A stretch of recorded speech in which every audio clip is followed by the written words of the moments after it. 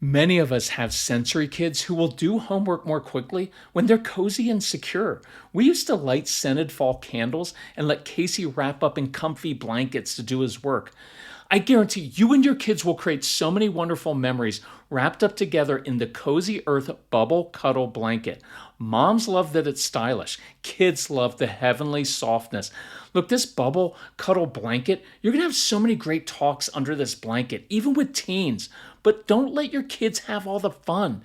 Live your life in Cozy Earth bamboo PJs, hoodies, shorts, and bed sheets. Look, I'm wearing jogger pants and a hoodie right now, and it is like wearing heaven. You'll feel so relaxed. You'll be calmer with your kids and not yell at them. Head to CozyEarth.com. Use my code CALM for 40% off. Make sure Cozy Earth knows we sent you because I love Cozy Earth.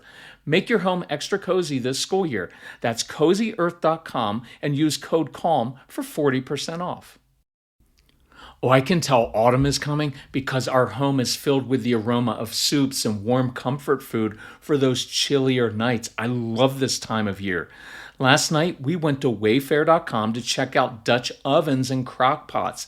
And don't tell Casey, but we're checking out an espresso machine for them since he and his wife often have to get up really early for work. We like Wayfair because they have everything we need in one place. No need to shop at multiple stores.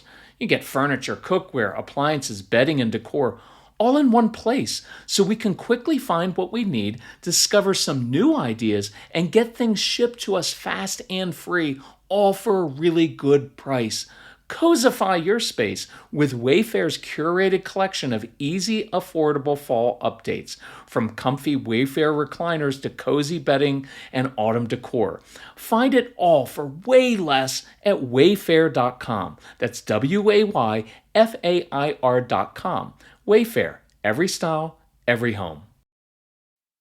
Audible's romance collection has something to satisfy every side of you. When it comes to what kind of romance you're into, you don't have to choose just one. Fancy a dalliance with a duke, or maybe a steamy billionaire. You could find a book boyfriend in the city and another one tearing it up on the hockey field. And if nothing on this earth satisfies, you can always find love in another realm. Discover modern rom-coms from authors like Lily Chu and Ali Hazelwood, the latest romantasy series from Sarah J. Maas and Rebecca Yarros, plus Regency favorites like Bridgerton and Outlander. And of course, all the really steamy stuff. Your first great love story is free when you sign up for a free 30-day trial at audible.com/Wondery. That's audible.com/Wondery. So do you have a bright, strong-willed child who should be able to buzz through his or her homework or schoolwork in 45 minutes, but would seemingly rather fight you tooth and nail for twice that long to not do it? Have you ever felt frustrated for your child or for yourself because schools and society tend to only support neurotypical learning styles, and that makes you or your child feel different and less than? Does homework time ever end in tears for you or your child?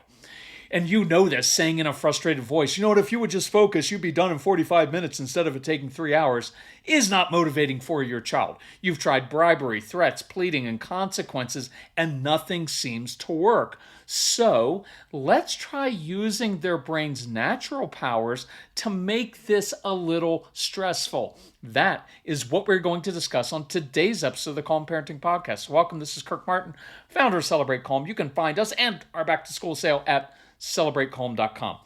So look, the true importance of this podcast is that it's not just about jump-starting your child's brain to complete what are largely arbitrary school assignments.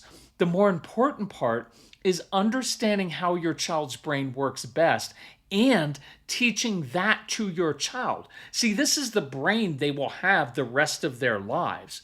And I'd actually let your kids listen to this podcast and then ask them to use these new ideas themselves. And if you are a neurodivergent adult, I hope you learn some new tools to help you focus on your daily life or in your daily life. And I also hope you just, for some of you, it's like, oh, that's why I've always done it that way. And then you won't feel like something's wrong with you because there isn't anything wrong with you or your child. We just have brains that are different. And then along the way, hopefully we will prevent a lot of fights, defiance, and tears in this coming school year. So let's jump in. Number one, I'm going to give you 10 ideas here to improve focus and executive function and things that many of us struggle with. Number one, prime your kids' brains after school by giving your kids something they are in control of. Because just think, all day at school, everything is out of their control. Another adult is telling them what to do and how to do it, when to do it. And they're not always great at that. And there's sensory overload. And for many of your kids, by 12 p.m. or 2 p.m., they're just emotionally and mentally exhausted. They're done. By the way, that's why many of your kids, when they come home from school, that's why they save the big meltdown for you. They hold it together for the teacher and then they unload on you. So here's some ideas. Could you give them a more adult type mission that makes them feel grown up and in control of something after school? Does your child like organizing or arranging things? It could be a rote task like organizing paper clips by color if they're really young, something that doesn't require any emotional or mental effort. You know I love treasure hunts, especially outside with younger kids. That fresh air, exercise, looking for something special is a great transition. For some of your kids, give them some downtime and space alone. Let them listen to music or just sit in silence on the way home. Please, if your kids don't like school, don't ask them how the day was at school. Because their answer is going to be, oh, that place where I'm red on the behavior chart, I think my teachers don't like me and I have trouble connecting with kids my own age and I find it really boring. Yeah, it was awesome today. It puts all this pressure on them. So instead, I may ask them a question about current events or something they're interested in. I used to ask Casey at times, I'd be like, hey, something happened to me today at the grocery store, at the post office. What would you do if you were in my situation? So now they get to give their opinion on something, and it doesn't make them feel so interrogated, because that's often after school. Hey, how did you do on that test? Hey, did you make any friends today? Were you on your best behavior? And it all feels like our anxiety is dumping on them. So don't do that.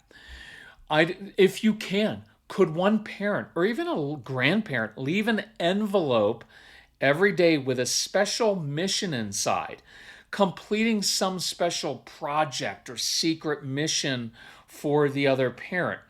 Because sometimes getting that envelope of, oh, I need to go outside and I need to do this, I need to move that bag of mulch, or I need to spread that dirt all over, because a lot of our kids like very tactile, sensory things. Could your child go to a neighbor's house, ideally kind of an older retired couple or elderly lady or someone you know, to help them for even 15 minutes? Or even walk a neighbor's dog or feed a cat. See, that's very grounding, and it's better than hopping on screens or just saying, okay, get your backpack out, let's do your homework right now, even though you've just been sitting for 7 straight hours. Number 2, I would encourage you to try this. Do homework outside. Pack up some homework, snacks, get moving, walk through the woods, build a fort, skip stones across the street. Fresh air changes moods. Exercise stimulates the brain. Doing harder physical work and breaking a sweat releases endorphins, which are awesome for learning.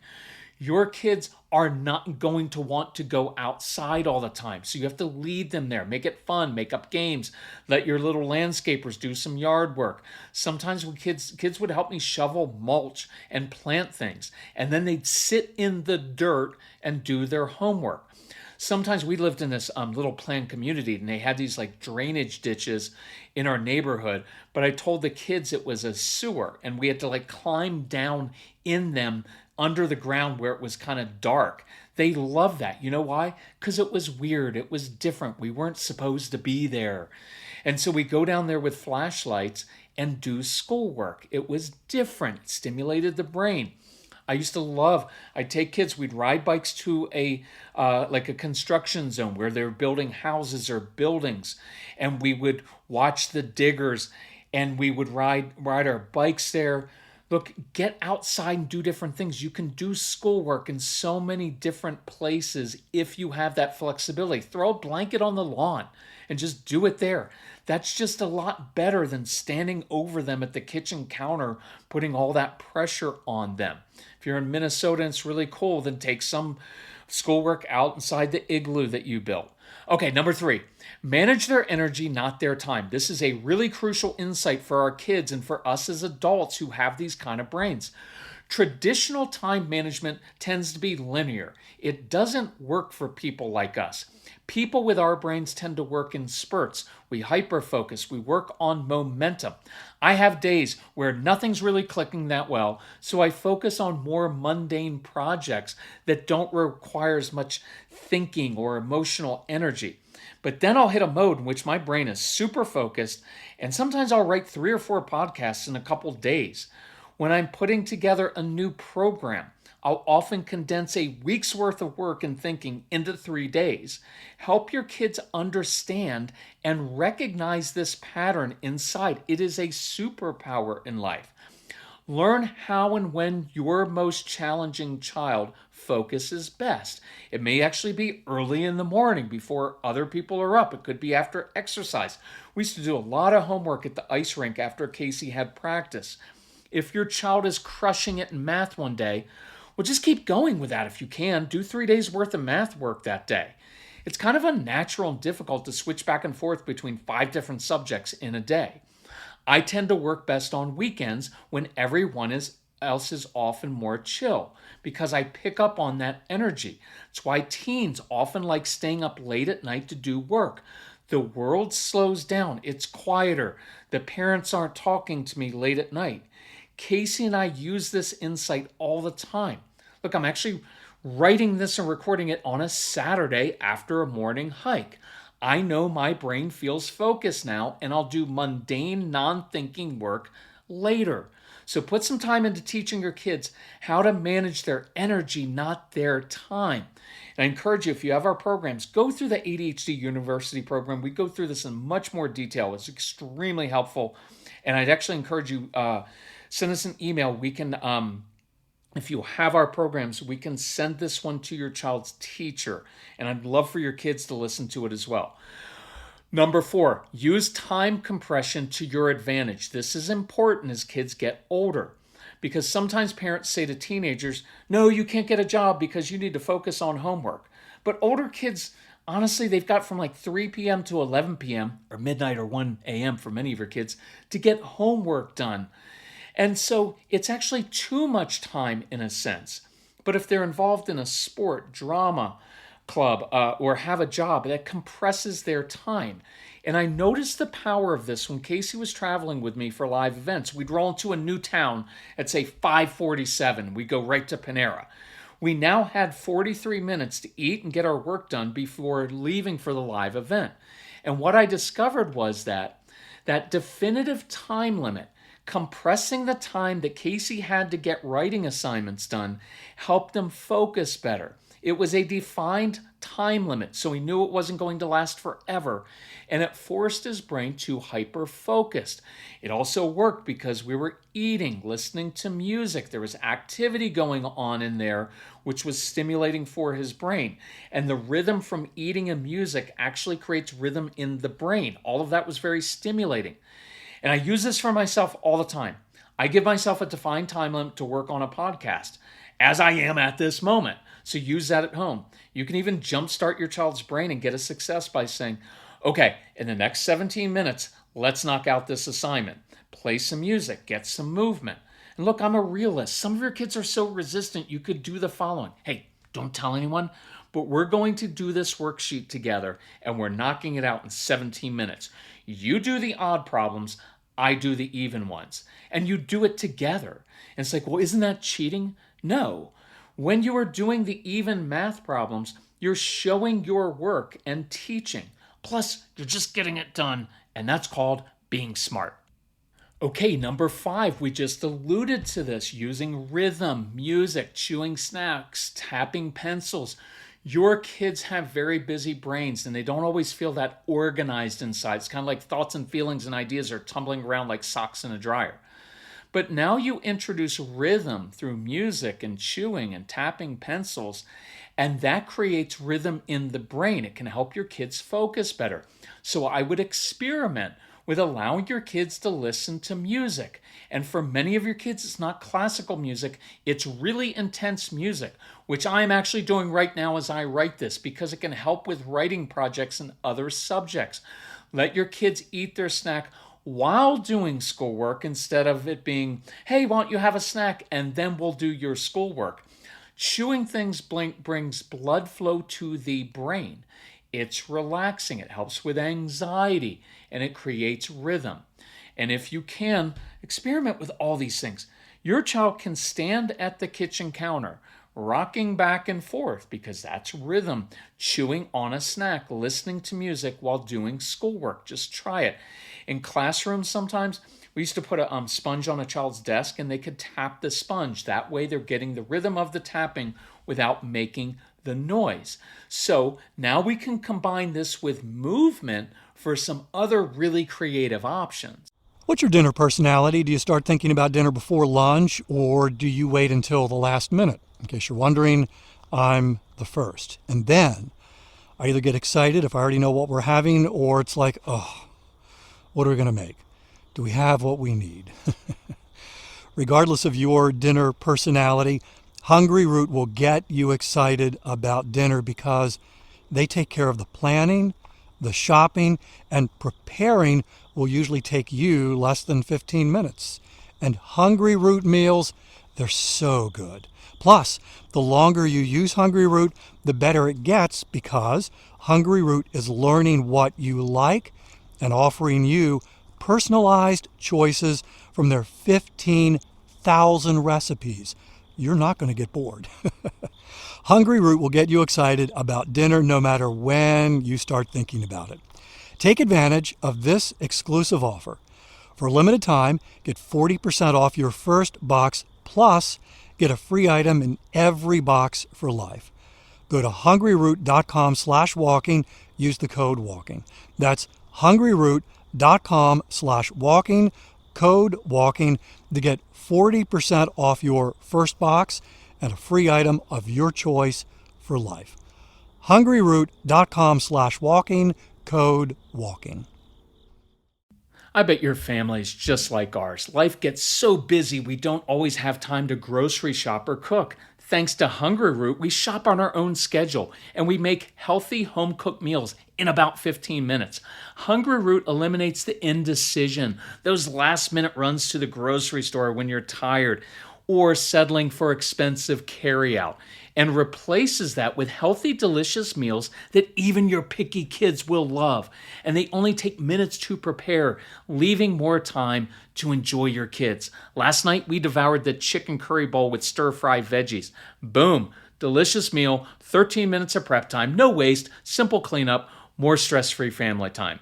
We love HUNGRYROOT. So go to hungryroot.com/calm and use code CALM to get 40% off your first box, plus get a free item in every box for life. That's hungryroot.com/calm, code CALM to get 40% off your first box.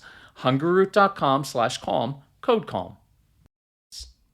Number 6, use movement to stimulate and focus the brain. You can review vocabulary words and quiz your kids while they're jumping on a trampoline, kicking a ball back and forth, while they're shooting hoops, while they're spinning. Try that sometime. You have kids who spin, it's meeting a vestibular need. Quiz them on vocabulary words. I guarantee they will get all the answers correct and they'll have fun. We taught kids how to read while swinging on a swing. It's weird, but it works. Do you have a child who likes hanging off the sofa upside down? Good. Use it to your advantage. It brings blood flow to the brain and probably meets a vestibular need that calms your child. So you can walk in the living room and say, hey, bet you can't do your math worksheet upside down. And then lie upside down next to your child and quiz them. Bond over weird things. Again, you can do all kinds of things with movement. It is how I learn best. Casey and I are constantly moving, and it is helpful for adults as well. Do you have a child who likes confined spaces? Let that child do schoolwork under the kitchen table, right? So instead of doing the table of death, which is what we call it, you put a blanket over the table, and now you've got what? A fort. So now your child can lie underneath the table on the floor and do their schoolwork. Give them a flashlight. That's kind of fun. They can do it sitting in a closet or even in the car. Experiment with different places. That's why I often get my best ideas and clarity while hiking or going for a walk. So you can use that as an adult when you're thinking through decisions. So classroom ideas. I love kids doing chair push-ups or playing a short Simon Says game in the middle of the class. Simon says, squeeze your elbows tightly. Simon says, touch your left knee with your right hand. I'm going back and forth across the midline of the body. It's really helpful. I like giving kids a short mission to improve focus.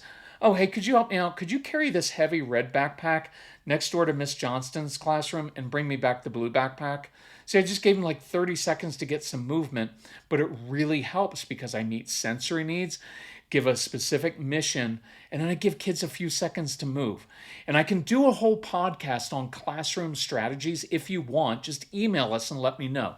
Number 7, experiment with doing work in different parts of your home. Try the attic, the basement, a treehouse, even in the car or even out in public. And I know it may sound weird, but try it. We used to take kids to the local Caribou coffee shop to do 1 or 2 subjects. And they liked that there were like antlers on the walls and a fire going on in winter. It was cozy. And plus it smelled really good. And by the way, that's another one. Use smells. I don't know if I'm going to get to that one in this episode, but you stimulate the olfactory senses, the smell of coffee, light a candle that smells really good. That often helps as well. After we did that, we would go to the local ice rink where they would do work, then skate a bit, right? Endorphins released and do more work. We just always pack snacks because we don't want to pay for expensive food. So I just got an email from a mom who said her child said, can I create a cozy spot in the attic to do my schoolwork in? Yes, that's awesome. Look, I do a lot of my best thinking work outside, even in public places where there's a lot going on. Rather than distract me, it actually helps me focus better. Sometimes I get so much writing done waiting for my car to get the oil changed that I actually stay at the dealership after the car is ready. Number 8, this sounds weird. Trade kids with another mom or dad or your spouse. Get together a couple times a week for a couple hours a week. Let the kids play together. Perhaps the other mom or dad teaches your child math while you teach theirs English or writing.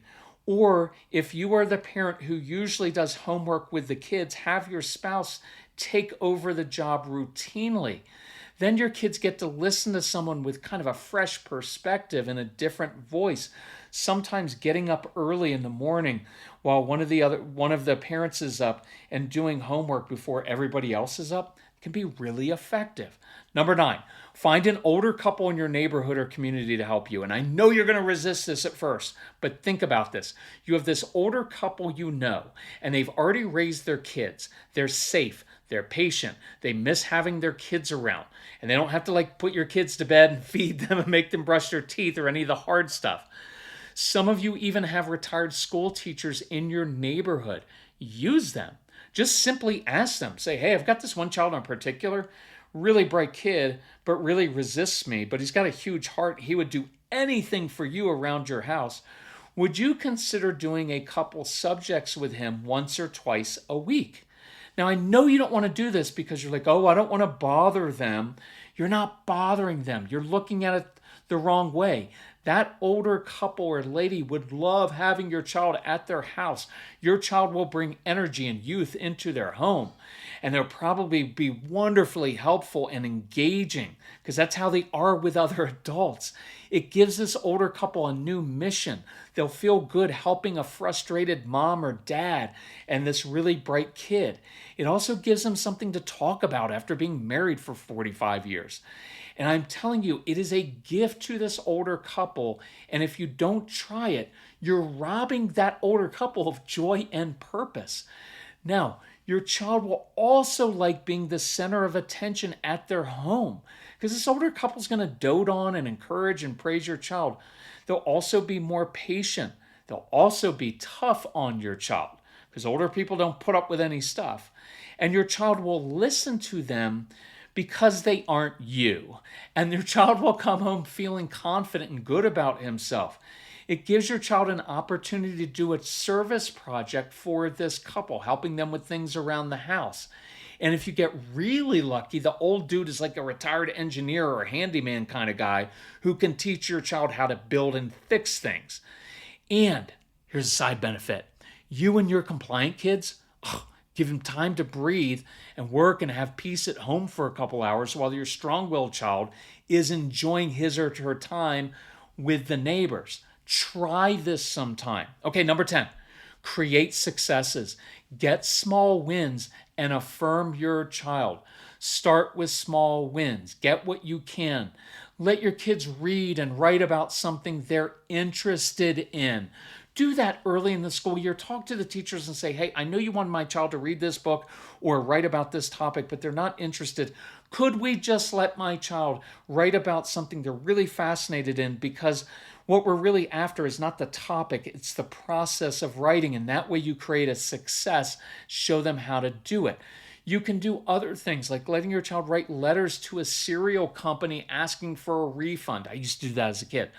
Let them write to someone they respect, or with strong-willed kids, someone they disagree with.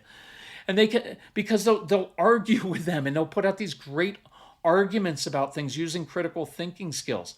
Let your kids read different kinds of books and articles that they're interested in. You could even let them write a rebuttal on a political forum. Anything that engages their curiosity. And then affirm your child for what they're already doing well. It is so easy to get frustrated with our kids and point out all the things that they're doing wrong, or say, this is good, but if you would just apply yourself, if you would go the extra mile, stop. Let's break that cycle. Learn to affirm your child's unique gifts and talents. And what do we focus on? Progress, not perfection. That is way more motivating than just correcting them all the time.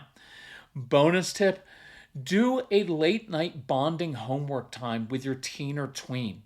Because I used to do this all the time. Say, hey, Case, look, I've got this big project that's due tomorrow. So wondering if you want to head to Buffalo Wild Wings or IHOP around 9 p.m. with me. You can bring your work because I've got my own work to do. We'll get wings, we'll get pancakes, and I'd love the company. And you know what's cool about this? Kids love feeling like grown-ups. It's a more fun way of doing schoolwork late at night. And so they often open up then late at night. And it's not like I'm just sitting there waiting for him to do his work. I'm working on my own work, but I'm available to help. Plus, it's not like they're missing out on sleep anyway, because your kids don't sleep that much. It's a really good bonding time. I guarantee your kids will open up late at night when they're tired and it's dark. So here's what I encourage you to do. Let your kids listen to this. See what ideas they come up with. Look, I want you to put it in their court. Look, this is your homework. This is your schoolwork, not mine. All I want is for it to get done. I want you to be curious and learn the concepts. I don't care how you do it or where you do it. You tell me. And then see, now they're taking ownership of it. I would also let them listen, if you have our programs, to Casey's Straight Talk for Kids program, the Strong-Willed Child program, the ADHD University program, because it will help them feel very understood. And you can listen to, if you're neurodivergent, I've got a program that's included in the bundle. It's for adults with ADHD. I think you'll find that helpful. Look, if we can help you get that, or if you need help financially, reach out to Casey, Casey at celebratecalm.com. He understands all of this because he uses all of these tools as a young man, in his profession, his other job as well, and as a kid. So, hey, we love you all, respect you, appreciate you working so hard at this.